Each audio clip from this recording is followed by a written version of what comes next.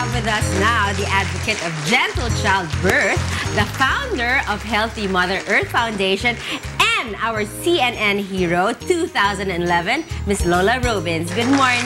Good morning. Good morning. Welcome to Rise and Shine. Ayan. Wow, it's such an honor naman. Yeah. Diba? We understand you have been an early responder to disasters such as the Indian Ocean tsunami and in the many earthquakes in Indonesia and in Haiti. How was it different in the Philippines after Yolanda? Well, after Yolanda, the destruction was at least as bad, if not worse, by my eyes, as the Indian Ocean tsunami in Aceh. We were an early responder also. In Aceh, we arrived 3 weeks before the Red Cross. But it was a pretty terrible situation. You know, I don't want to go into the details because it's quite traumatic for people to hear about it. But it was really bad. It was really bad. And the people had so much courage.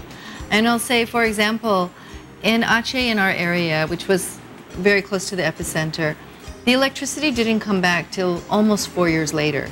Oh, 4 years? 4 years, How did you guys survive that? Well, it wasn't easy. You know, we used solar lanterns and we just struggled along. But really, the electricity came back after Yolanda within a few months. I was surprised. I was surprised.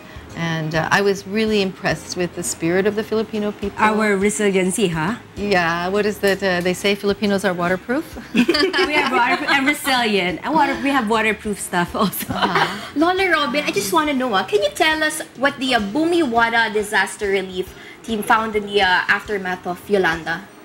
Well, we found a lot of courage. We found people just completely indigent, homeless, thirsty and hungry, and still managing to smile. I mean, I know, right? I just keep remembering one mother breastfeeding her child and her toddler sitting beside her and her little boy.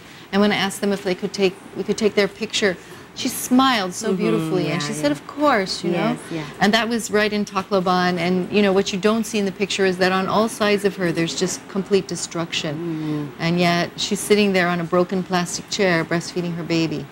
And still smiling, And huh? still smiling. Yeah, okay. Is it true that you and the midwives were delivering babies in a tent? Our first 500 babies were in a tent. Yes, yes. We had the solar lanterns from We Care Solar. They're really amazing foundation, and they've been, through our team, distributing the solar suitcases throughout the hard-hit areas of the also Yolanda and also the earthquake in Bohol. Those areas, you know, all the health centers were destroyed. All of the schools were destroyed. All of the infrastructure was destroyed. And yet, you know, mothers who are pregnant still have to have their babies. Even if they don't have a home, even if they don't have food, even if they don't have clean water to drink, they still must give birth. So we were taking care of that. Lola Robin, you know, before I proceed with my next question, I just wanted to ask, what was it like seeing those events unfold before your eyes?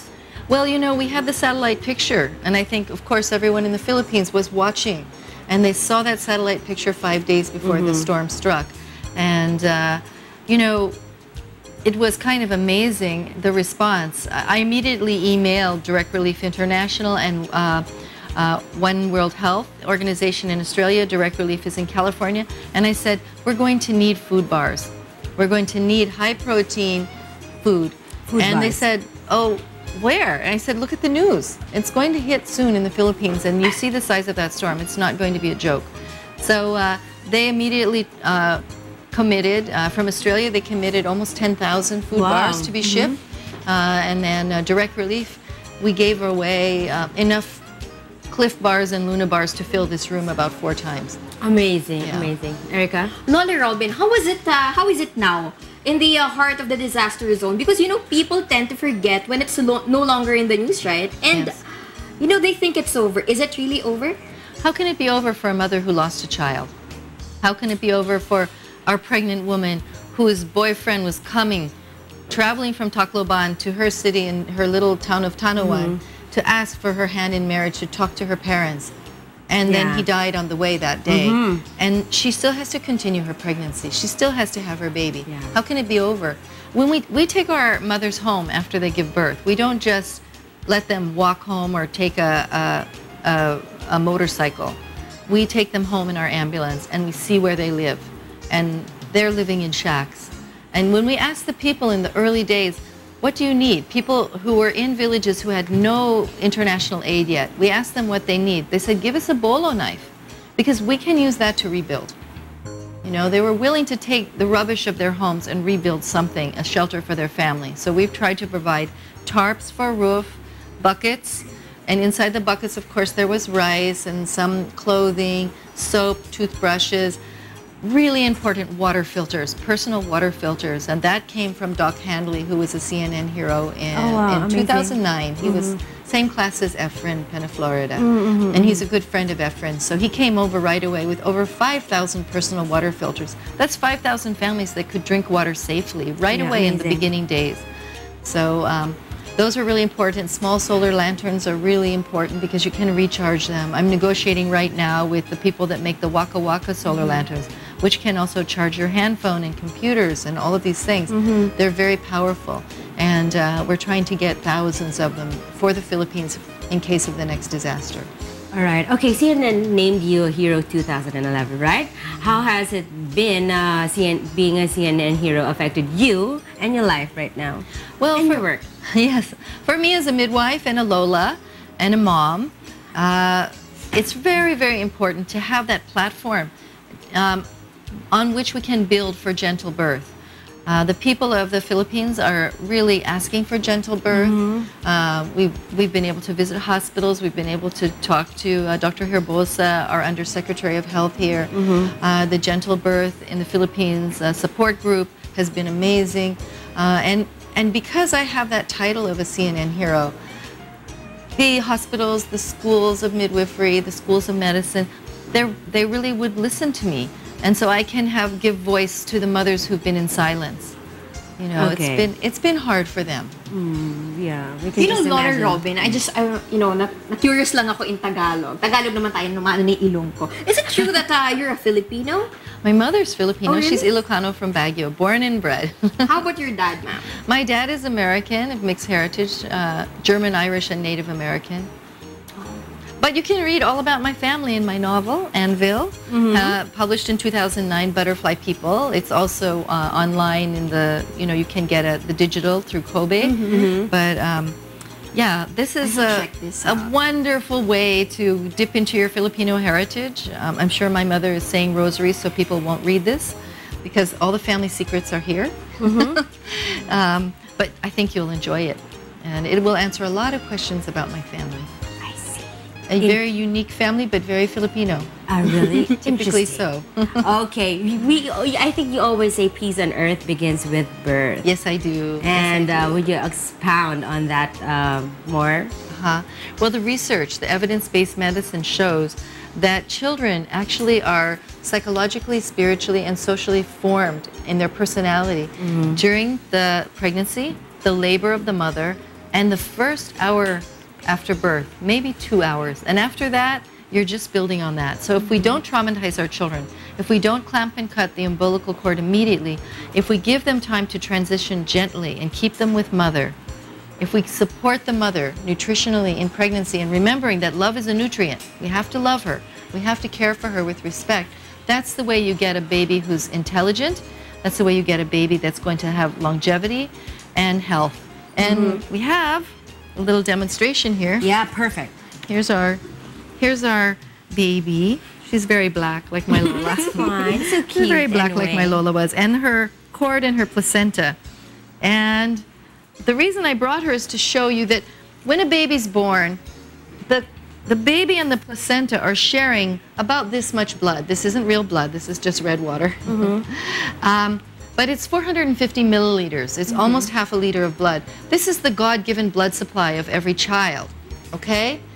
The problem is if the umbilical cord is clamped and cut immediately at the moment of birth, this much blood or more is still inside the placenta and the cord, trying to travel to the baby. This is not cord blood, this is baby blood. The baby needs that blood supply so that we can innervate the organs, the brain, stimulate the immune system. What's in that blood? Oxygen, iron, all the nutrients you need for life, and stem cells.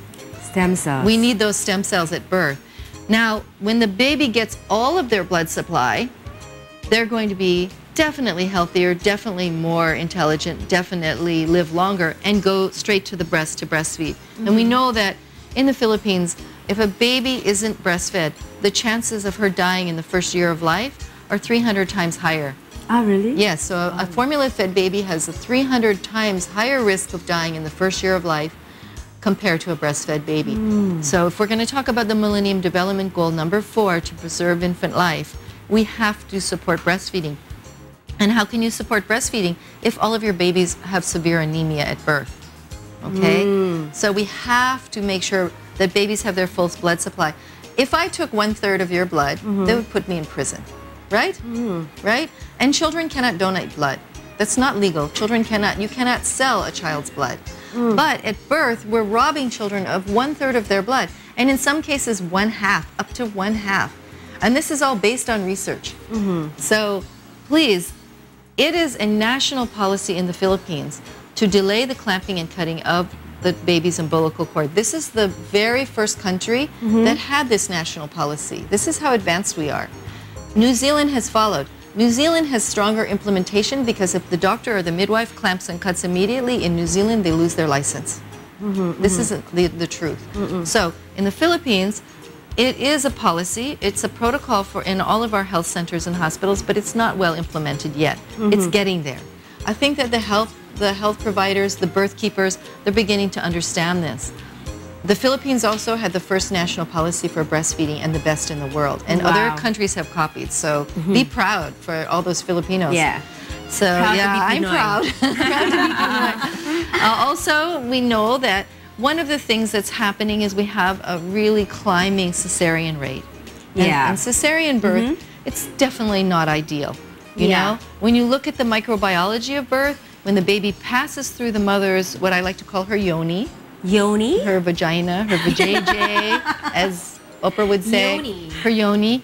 When the baby passes through there, the baby gets a collection of microbes that are only available by passing through the vagina. This has been shown to be so essential for health and longevity.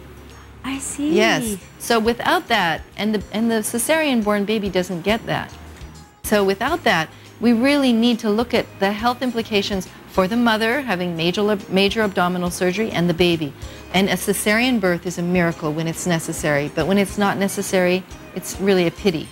So how do we lower our cesarean rate here in the Philippines? I think that we have a growing new profession of women called doulas. It's a Greek word that means mothering the mother. And you should do a show on doulas. Doulas. Because doulas not only make the mother's experience better, they lower the cesarean rate, and for the doctors and the midwives, they really support us in a way that makes our job easier. You know, they're a wealth of information. The postpartum doulas do breastfeeding support. My friend in New York City, who's an OBGYN, she says that if you want to have a natural childbirth in any hospital in New York City, you must bring your doula, or it won't work. Lola Robin, I hate to interrupt, but I was just curious by listening to you talk about the gentle birth. I just wanted to ask, what made you want to embark on this journey? Because not everyone does this. Not everyone wants to be a midwife and stay up all night and get no sleep. Midwife, di ba, is comadrona in Tagalog? Am I right? Comadrona. Yeah. Well, my Lola was a hilot. In Baguio before the war, before hospitals, during the war. So she was really a lifesaver. In fact, the husband of the head of Department of Health in Mountain Province was received into the world by my Lola. So, yeah, I think she was my inspiration. She was my role model.